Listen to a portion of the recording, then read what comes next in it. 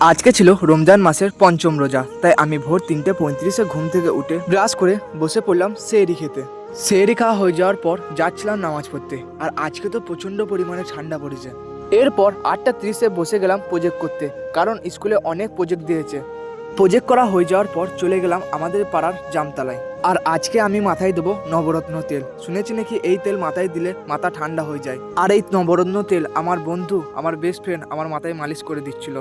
এরপর 12:35-এ গোসল করে পাঞ্জাবি আর টুপি পরে আমি রেডি হয়ে গেলাম এবং চলে গেলাম আমাদের গ্রামের মসজিদে নামাজ পড়তে। জোহরে নামাজ পড়ে বাড়িতে এসে কিছুক্ষণ বিশ্রাম নিয়ে নিলাম এবং আসরে নামাজ পড়ে যাচ্ছিলাম ভাইয়ের সাথে দেখা করতে। তার আগে চলে গেলাম একটা দোকানে, ওখান থেকে লেস আর ডেরি মিল্ক চকলেট নিয়ে নিলাম এবং সাইকেল নিয়ে চলে গেলাম চারুলের ইকরা মিশনে এসে ভাইয়ের সাথে কিছুক্ষণ কথা বলার পর ভাইকে চকলেটগুলো দিয়ে দিলাম এবং ভাইকে টাটা দিয়ে আমি বাড়ি চলে এলাম। বাড়িতে এসে কিছুক্ষণ দাতুন করার পর চলে গেলাম আমার ক্যামেরাম্যানের বাড়িতে, কারণ ওদের বাড়িতে আজকে আমার ইফতারের দাওয়াত ছিল। তারপর উজু করে বসে গেলাম ইফতারি করতে। তারপর সামনে ইফতারি রেখে একটু দোয়া করে নিলাম। তারপর আজান দিতেই আমি ইফতারি করে নিলাম এবং আমার মিনি ব্লগ এখানে শেষ করলাম। ভিডিওটা ভালো লাগলে একটা লাইক ও চ্যানেল ফলো অথবা সাবস্ক্রাইব করবে।